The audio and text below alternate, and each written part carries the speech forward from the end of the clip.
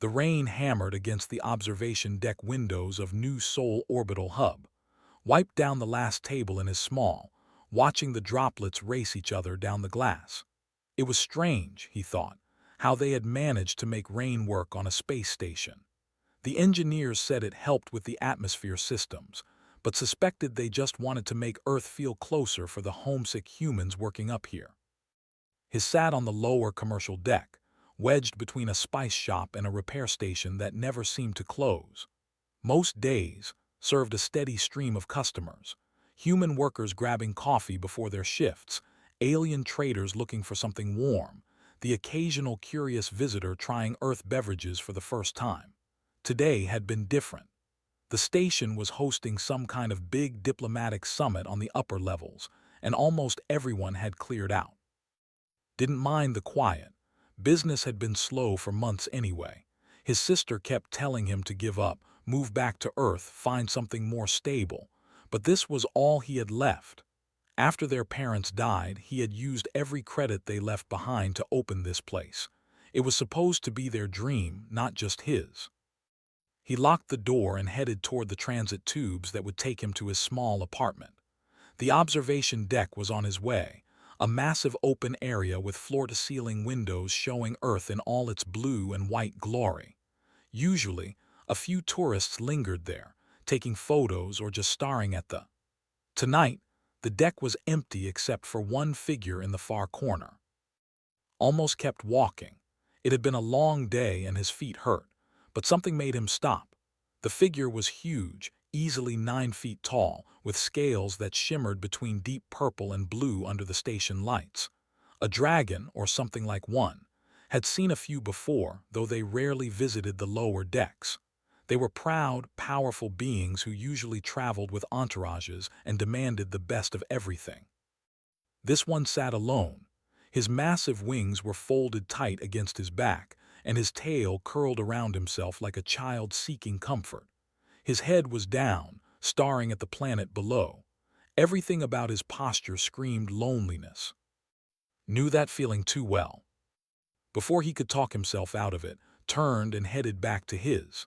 He unlocked the door, fired up the coffee machine one more time and made 2 cups.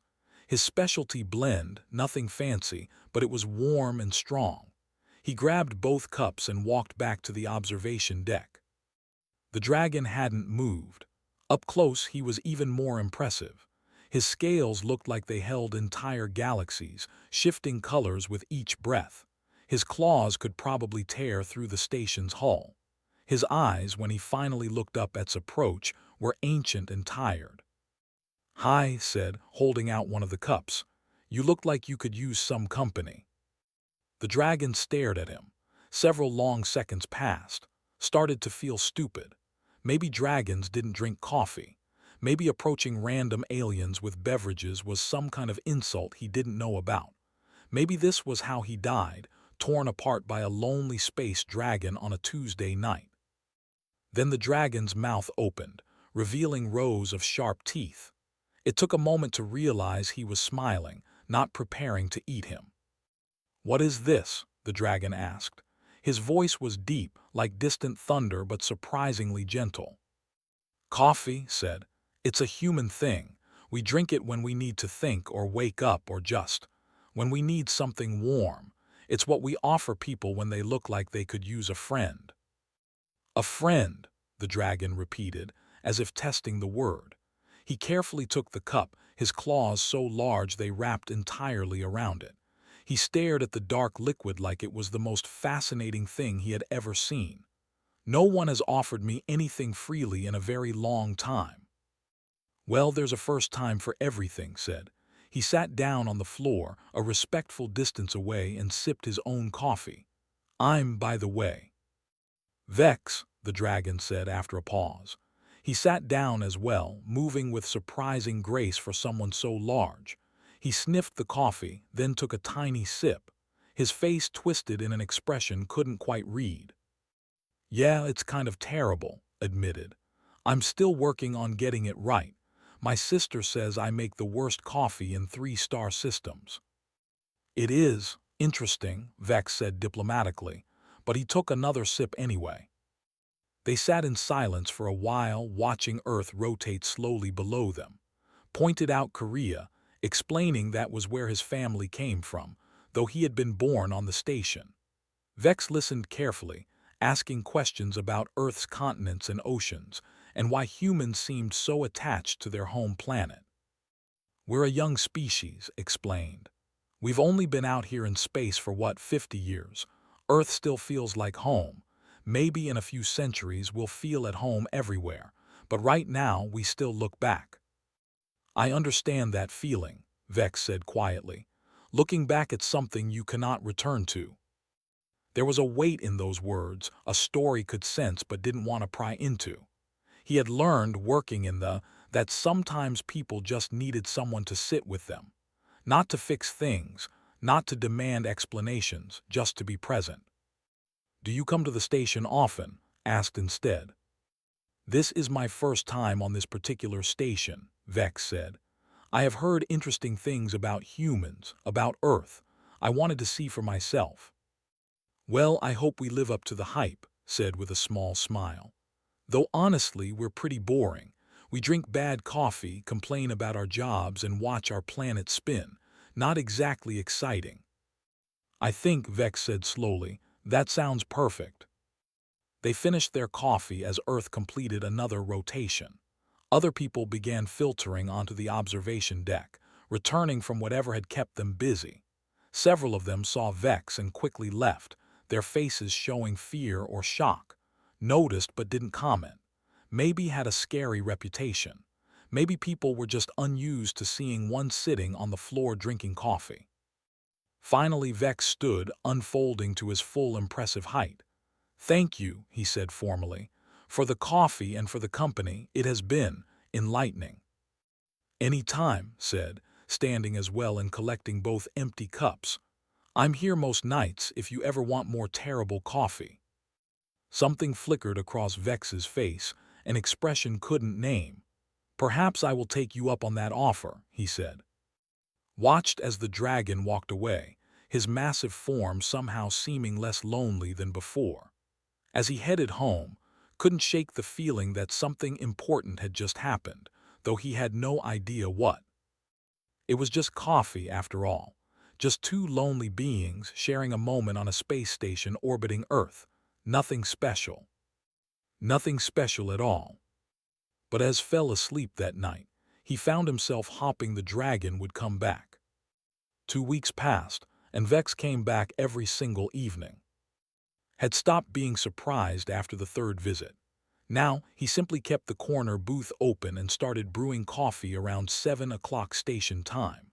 Vex would arrive, fold his massive frame into the booth that was definitely not designed for someone his size, and order the same thing every time. Black coffee, no additions. "You know," said one evening, sliding a cup across the table, "most people try different things. I have at least 12 varieties." "Why would I change?" Vex asked, wrapping his claws around the warm cup. "I come here for the consistency." "You come here for the terrible coffee," laughed, "would be horrified."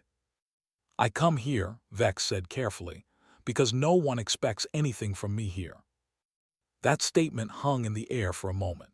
Wanted to ask what he meant, wanted to understand why a dragon alien would spend every evening in a rundown when there were luxury establishments on the upper decks.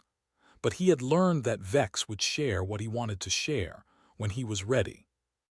Instead, started telling him about his day, about the trader who tried to pay for coffee and dried spices, about the broken espresso machine that Minu, his younger brother, had somehow fixed using parts from a shuttle engine, about the old human couple who came in every morning and sat in silence, just holding hands. Vex listened to everything with intense focus, as if mundane stories were the most important things in the universe. "Tell me about human customs," Vex said one evening. "The old couple you mentioned, why do they come here just to sit?" "Companionship," explained. "Humans are social creatures. We need connection. Some people talk a lot, some people just want to be near someone else. That couple lost their son a few years ago. I think coming here, being around the noise and life of it helps them feel less alone. Your species treats connection as a necessity, Vex observed, not a luxury. Don't all species? No, Vex said simply. There was a universe of meaning in that single word. As the days passed, notice strange things happening. Other customers started avoiding the when Vex was there. Alien species he had served for months would peek in, see the dragon, and quickly leave. The who had been so friendly now refused to meet his eyes. His best friend, who worked station security, confronted him about it one afternoon. "Do you know who that is?" demanded, pulling aside in the corridor outside the. "His name is Vex," said. "He likes coffee." "That's not just any, that's," stopped, running his hand through his hair in frustration. "Look, I can't tell you everything, but you need to be careful. He's dangerous." "He's been nothing but polite," protested. "A predator is polite until it's time to hunt," said darkly. "I'm your friend. I'm worried about you." Appreciated the concern, but when Vex arrived that evening, all he saw was the same quiet dragon who listened to his stories and nursed terrible coffee for hours. Dangerous, maybe, but lonely, definitely. Sora, a human diplomat who sometimes grabbed coffee between meetings, seemed equally nervous around Vex. She was usually friendly and chatty, but now she grabbed her order quickly and practically ran out the door. Caught her one day before she could escape. "Is everyone going to act weird about my friend?" he asked. Sora's eyes widened.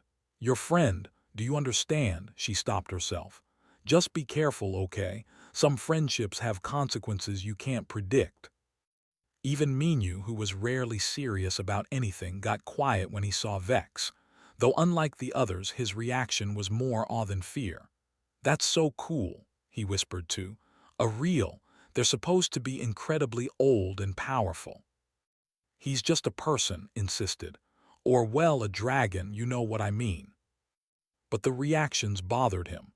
Not enough to stop serving Vex, but enough to make him curious. One evening, he decided to ask directly. "Why does everyone act so strange when you're here?" asked, refilling Vex's cup. Vex was quiet for a long time. "Because they know what I am," he finally said, "and what I represent."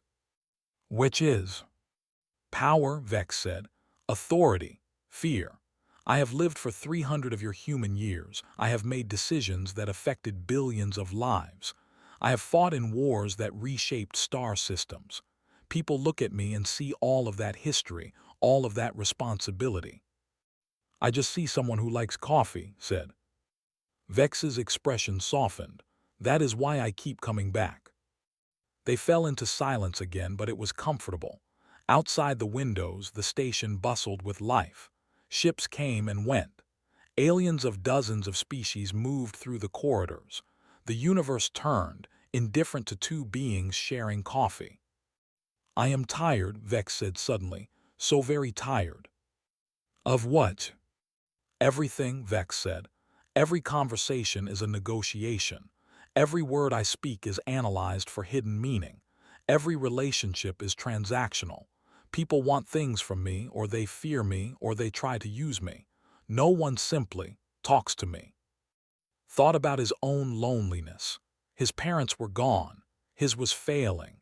Most days he felt like he was just going through the motions, waiting for something to give his life meaning again. But at least he had and Minu and people who cared about him, not about what he could do for them. "Everyone deserves a place where they can just be themselves," said. "No expectations, no pressure, just existing." "Is that what this is?" Vex asked. "A place to just exist?" "That's what I'm trying to make it," admitted. "After my parents died, I felt lost. This was supposed to be something meaningful, something that mattered. But most days, I wonder if I'm just wasting my time. Selling coffee to strangers isn't exactly changing the universe." "You changed mine," Vex said quietly. Before could respond, the door chimed. Station administrator entered, his face carefully neutral but his eyes worried. He looked at Vex, then back at Vex. "Honored guest," said, bowing slightly. "I hope you are finding the station accommodations satisfactory." "The coffee is adequate," Vex said. There was something amused in his tone that didn't understand. "If there is anything at all that you require," began. "I require nothing more than I have," Vex interrupted. "Thank you, Administrator."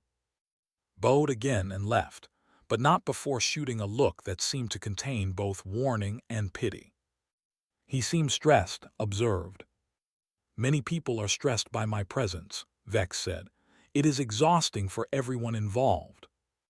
"Not for me," said. "You're actually my best customer. You never complain about the coffee." "That is because I have nothing to compare it to," Vex admitted. "This is the first coffee I have ever had." Laughed so hard he almost spilled the pot he was holding. "You've been drinking my terrible coffee for 2 weeks, and you don't even know if it's supposed to taste like this." "It is warm," Vex said defensively, "and you made it, that is enough." Something warm bloomed in his chest, something that had nothing to do with coffee. "Same time tomorrow?" he asked. "Same time tomorrow," Vex agreed. As cleaned up that night, he realized he was smiling. Business was still slow. Money was still tight. The universe was still vast and indifferent. But for a few hours each evening, he had a friend who expected nothing from him except conversation and bad coffee. That felt like enough. That felt like everything. The attack came on a Thursday evening. Was wiping down tables while Vex sat in his usual corner booth, reading something on a data pad that looked comically small in his massive claws. 3 other customers were scattered around a human engineer named, an elderly couple, and Sara, who had recently started staying longer during her visits, slowly getting used to Vex's presence. The door exploded inward. 3 figures in dark armor stormed through, weapons raised. They were creatures, each standing about 7 feet tall with 4 arms and chitinous shells that gleamed under the lights. Had never seen their species before, but he recognized weapons when he saw them. "Sovereign," the leader hissed, his voice clicking and buzzing. "You have grown careless in your old age." Everything happened at once. Vex moved faster than thought possible, flipping the table and using it as a shield. "Get down," he roared, and the voice that came out was nothing like the gentle tone had grown used to. This was the voice of command, of power, of something ancient and terrible. Dove behind the counter, and the couple scrambled for the door. Sara was already on her communicator, calling for security. Energy weapons fired, tearing through tables and walls. The smell of burning metal filled the air, peeked over the counter and watched in horror as Vex transformed. His wings unfurled to their full span, easily 20 feet across. His scales began to glow with an inner light. His eyes burned like stars. This was not the quiet dragon who drank coffee and listened to stories. This was something else entirely. One of the attackers aimed at. Time seemed to slow down. He saw the weapon charge, saw the targeting laser center on his chest, knew with absolute certainty that he was about to die in his own. Vex moved like lightning. He threw himself between and the attacker, his wing wrapping around the human like a shield. The energy blast hit Vex square in the back. He grunted in pain but didn't move, keeping himself between and danger. "Stay behind me," Vex growled. His voice was pure thunder now, shaking the walls. The attackers pressed forward. 2 of them engaged Vex directly while the third tried to flank around. But Vex was everywhere at once, his claws and tail and wings moving in perfect coordination. He caught one attacker by the arm and threw him across the. Another received a tail strike that sent him crashing through the observation window. Watched in frozen terror and awe.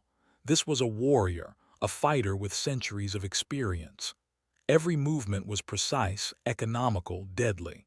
And yet even in combat, Vex never stopped protecting him, always keeping himself between and the attackers. Station security burst through the door, leading the charge with a full tactical team. The remaining attackers tried to fight their way out, but they were overwhelmed. Within minutes, all three were restrained and being dragged away. The looked like a war zone.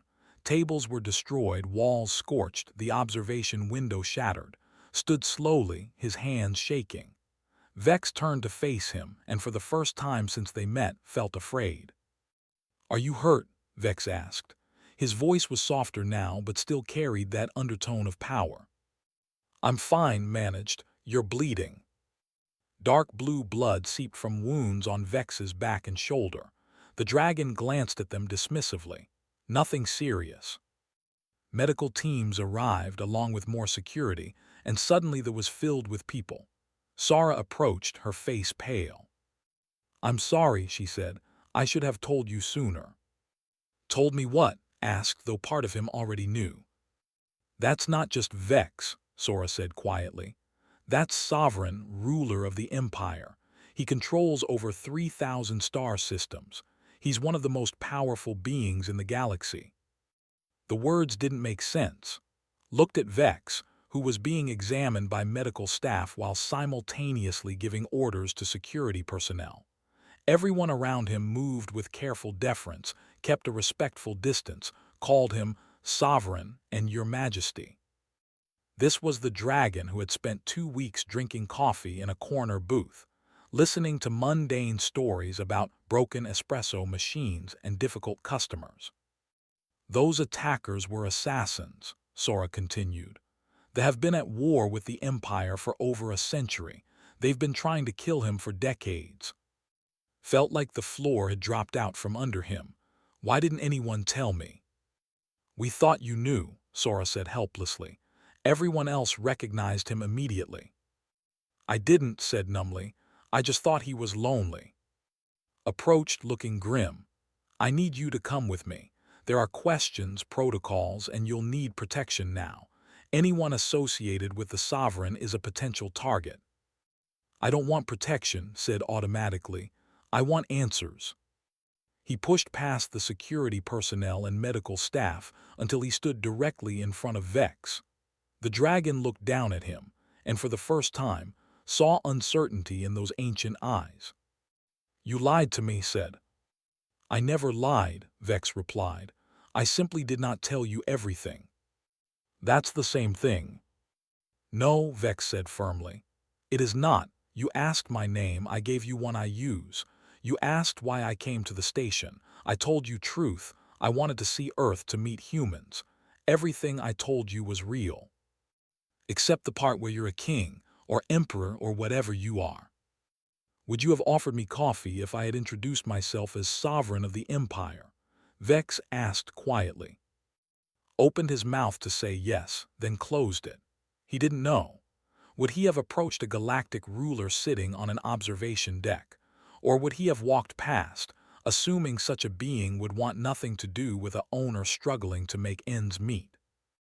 "I came to this station because I heard humans were different," Vex continued. His voice was gentle again, the voice knew. "I heard they treated others based on character, not status. I was tired, so tired of being the Sovereign. For 2 weeks in Yor I was just Vex, someone who drank coffee and listened to stories, someone who had a friend." "You brought danger to my," said, but his anger was fading, replaced by confusion and hurt. "You almost got people killed." "I know," Vex said, "and I am sorry. They have been hunting me for years, but I thought I had been careful enough. I thought—" He stopped, something like pain crossing his face. "I thought I could have this one thing, this one place where I was just myself." A medical officer approached nervously. "Your Majesty, you need treatment. Those wounds." "Can wait," Vex said, not breaking eye contact with. "What happens now is up to you. I have put you in danger simply by existing in your presence. For that, I offer my deepest apologies. If you wish me to leave and never return, I will understand." Looked at the ruins of his. Looked at the dragon who had shielded him with his own body. Thought about 2 weeks of conversation, of slowly opening up to someone he thought he understood. "I need time," he finally said, "to think, to process all of this." Vex nodded slowly. I understand. Thank you for the coffee and for seeing me, even if only for a little while. He turned to leave, surrounded immediately by security personnel and advisors. At the door, he paused and looked back. For what it matters, Vex said, you were right. Everyone does deserve a place where they can just be themselves. Thank you for trying to give me that. Then he was gone, swept away into the organized chaos of diplomatic protocols and security measures. Stood in his destroyed, surrounded by broken furniture and shattered dreams, and realized he didn't know how to feel. Angry, betrayed, sad, all of the above. Put a hand on his shoulder. Come on, he said gently. Let's get you somewhere safe. You can figure out the rest tomorrow. As they left, looked back one last time at the corner booth where Vex had sat every evening. Someone had already put up safety barriers around it, the area cordoned off for investigation. He had been right about one thing. Something important had happened that first night. He just hadn't realized how important or how complicated or how much it would hurt. 1 month later, was living with his sister in her small apartment on the residential deck. The remained closed. The damage was extensive, and even if he could afford repairs, wasn't sure he wanted to reopen. Every time he thought about it, he saw energy weapons firing and Vex's wing wrapping around him like a shield. He heard the hiss of assassins and felt the tremor of fear that had frozen him in place. You can't hide in here forever, said one morning, setting a cup of coffee in front of him. Real earth-grown coffee, expensive, nothing like the synthetic stuff he had served in the... I'm not hiding, protested. I'm thinking. You've been thinking for a month. She wasn't wrong. Spent his days in a fog of confusion and conflicting emotions. The story had spread across the station, then across Earth, then apparently across the entire galaxy. A human owner had befriended Sovereign without knowing who he was. The news feeds couldn't get enough of it. Some called it a heartwarming story of unexpected connection. Others called naive or even suspicious. Conspiracy theorists suggested he had been a plant, a human agent trying to get close to the Sovereign. The attention was overwhelming and exhausting. Earth's government had sent representatives, all very polite and very concerned. They offered him protection, relocation, money, anything he needed. They asked detailed questions about his interactions with Vex, took notes, and left looking worried. The Galactic Council was apparently in an uproar.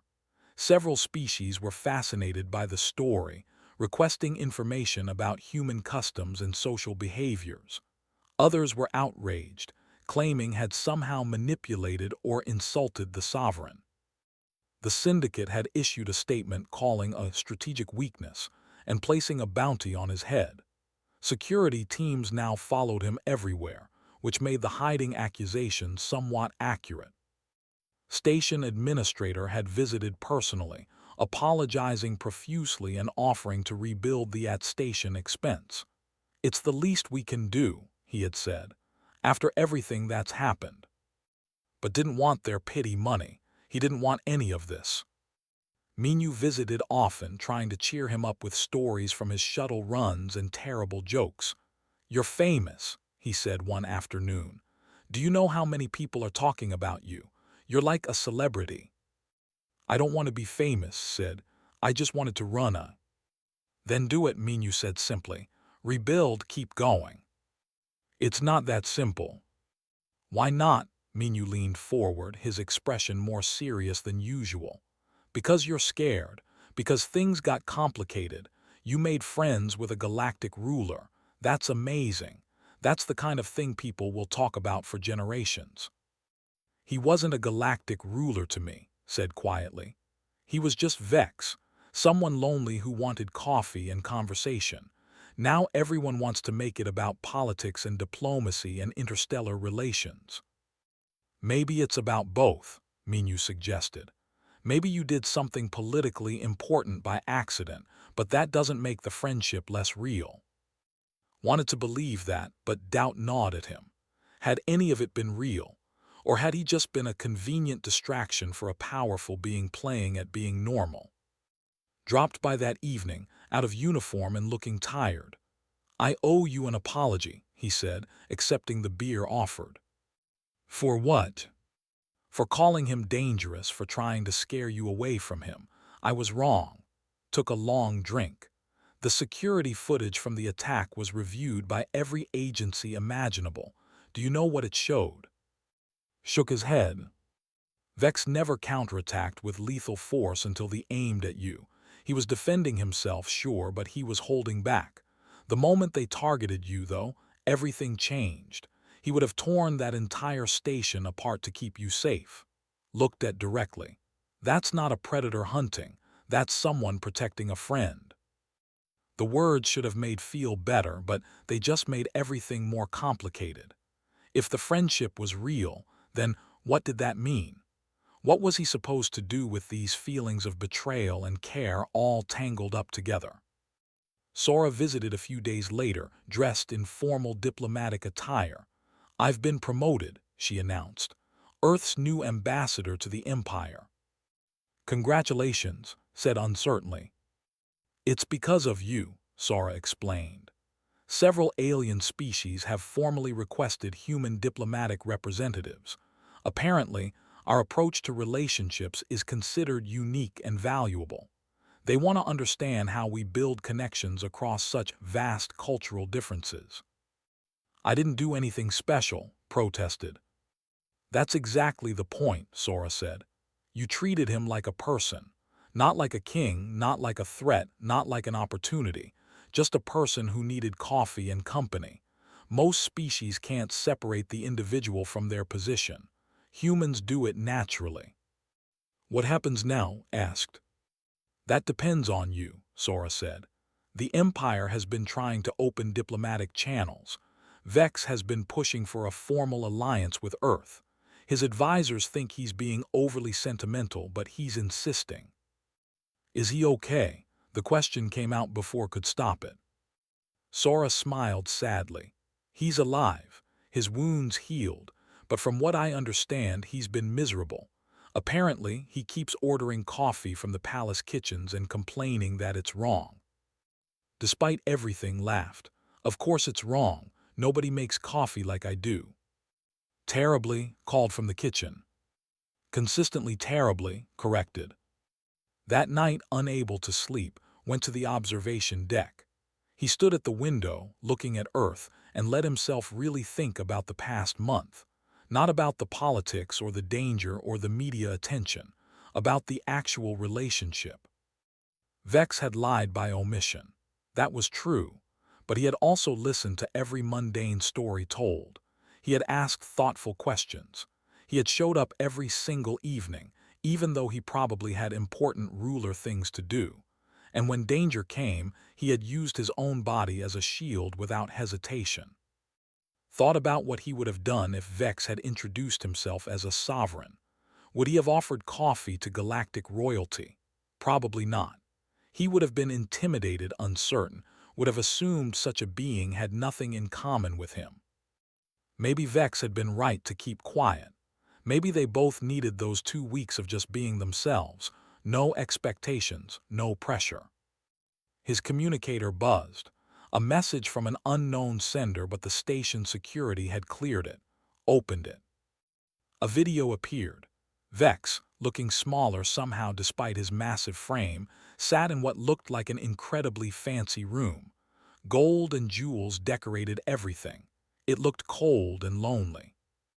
Vex said formally, "I hope this message finds you well. I want to apologize again for the danger I brought to your doorstep. The responsible have been dealt with, and I have increased security measures to ensure no one associated with me will be targeted again." Vex paused, seeming uncertain. "I also want you to know that our time together meant more to me than I can adequately express. For 2 weeks, I was simply Vex, a person who enjoyed terrible coffee and good company. I have lived for 3 centuries, and those were the most peaceful evenings I have experienced in longer than I can remember." Another pause. "I understand if you wish to sever our connection. I understand if you cannot forgive the deception, even though it was never meant to harm you. But I wanted you to know the truth. You were not a distraction or an amusement. You were a friend. Perhaps my only real friend in a very long time." The video showed Vex looking directly at the camera. "The coffee was terrible, but the company was the best I have had in 300 years. Thank you for seeing me, not the sovereign, just me." The message ended. Watched it 3 more times, then he made a decision. He went back to his apartment, pulled out his communicator, and recorded his own message. "Hi Vex," he said, feeling awkward talking to a camera. "Or should I say Your Majesty, I still don't really know the protocol." He laughed nervously. "Look, I've been thinking a lot about everything, and I realized something. You asked if I would have offered you coffee if I had known who you were. Honest answer, probably not. I would have been too intimidated." Took a breath. "But that doesn't make the friendship less real. It just means we both needed those 2 weeks to be ourselves without all the other stuff getting in the way.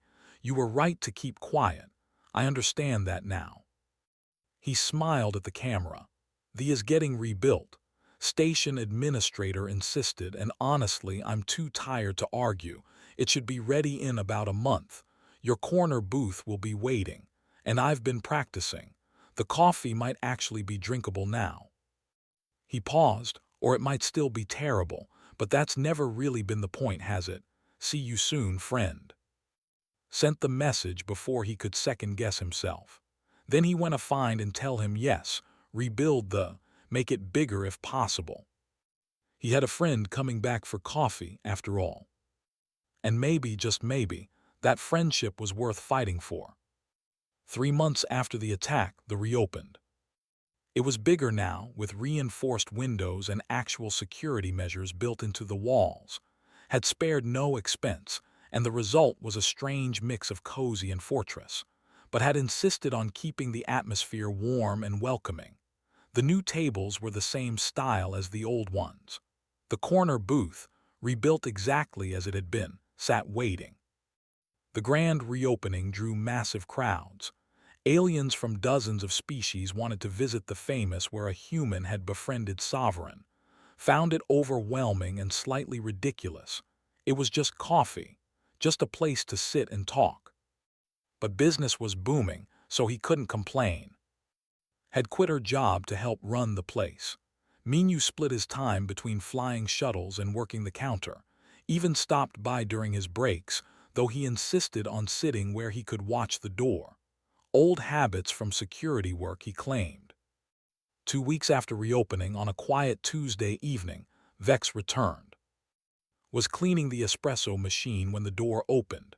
The went silent. Every being present recognized the massive dragon who stepped through. Vex paused, seeming uncertain, his eyes scanning the room until they found. "Hi," said, putting down his cleaning cloth. "The usual." Something in Vex's expression relaxed. "Please." Made the coffee, hands steadier than he expected. He brought it to the corner booth where Vex had already settled, his security team hovering near the door. 4 guards, all trying to look inconspicuous and failing completely. "Tell your guards they have to order something," said, sliding the cup across the table. "House rules. If you sit, you buy." Vex's eyes widened. Then he laughed, a deep rumbling sound that made the windows vibrate. "You heard him," he called to the guards. "Order something."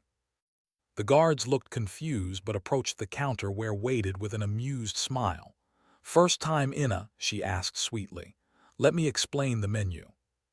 Sat across from Vex. They looked at each other for a moment, 2 friends who had been through more than either had expected. "I practiced," said. "The coffee should be better now." Vex took a sip, made a face. "It is different." "Is that better or worse?"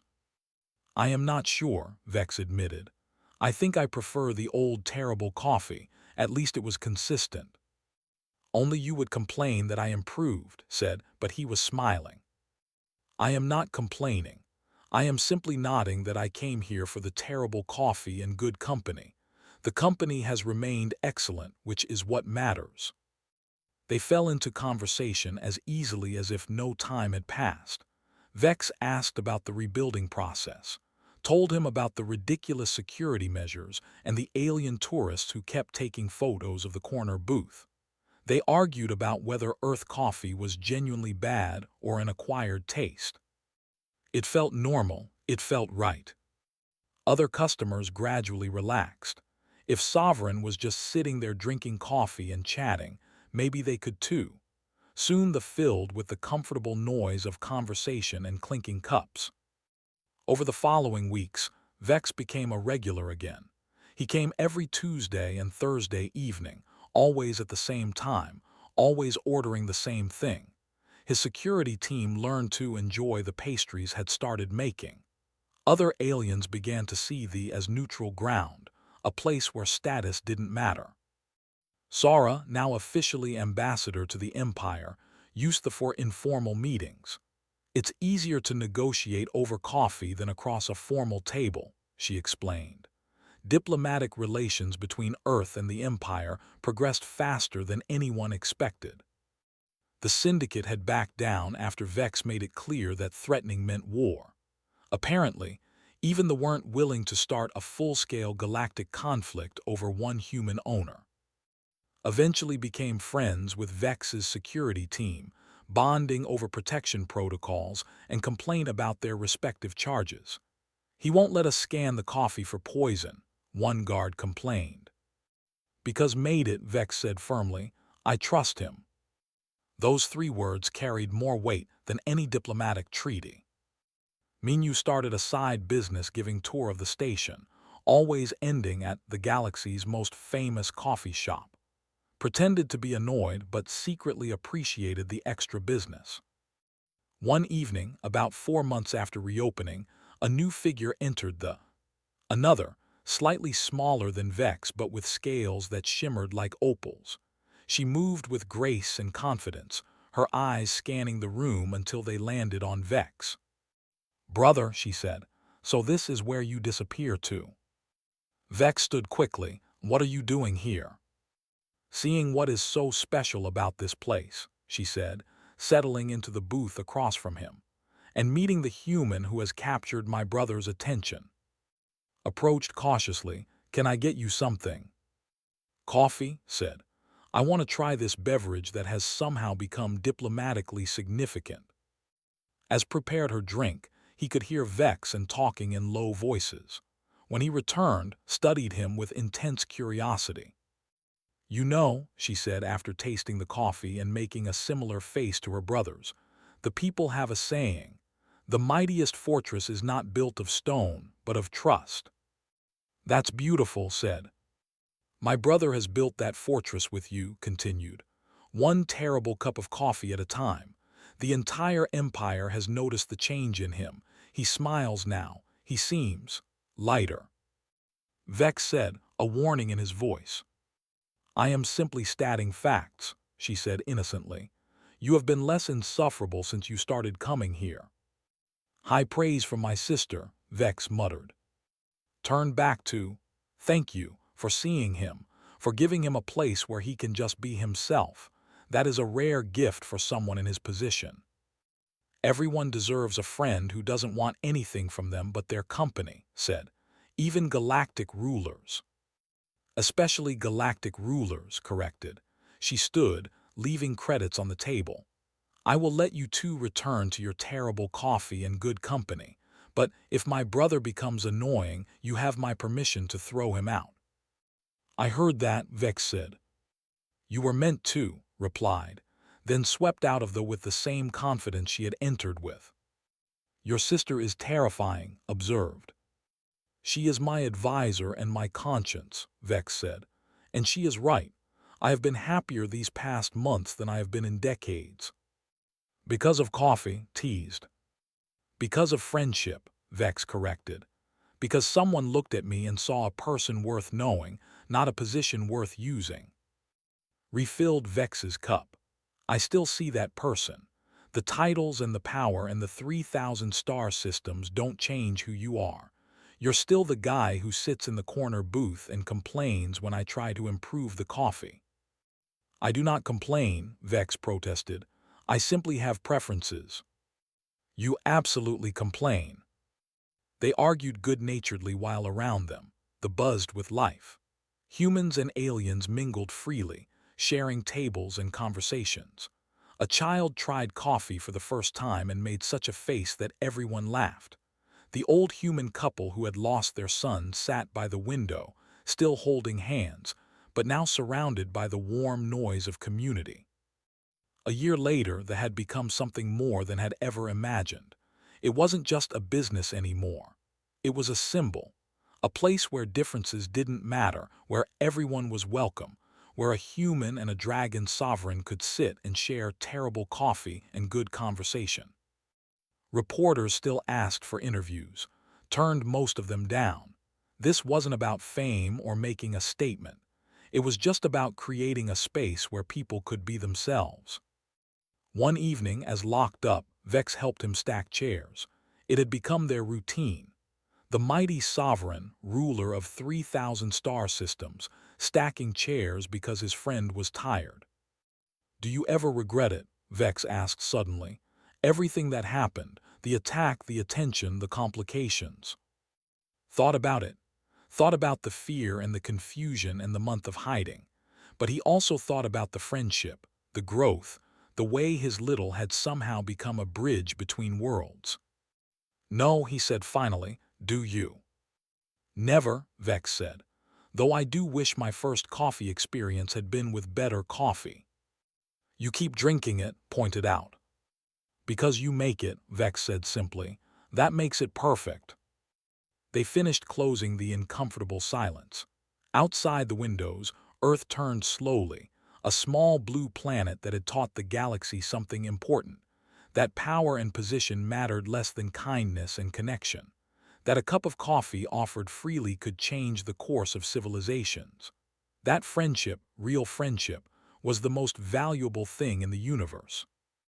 As they parted ways that evening, Vex heading to diplomatic meetings and heading home, both of them knew they would be back tomorrow, and the day after that, and the day after that. Because some friendships once found are worth keeping, even if the coffee is terrible, especially if the coffee is terrible. In a galaxy of billions of beings and countless civilizations, two friends had found each other over a cup of bad coffee on a space station orbiting Earth. It was a small thing, really, insignificant in the grand scheme of the universe.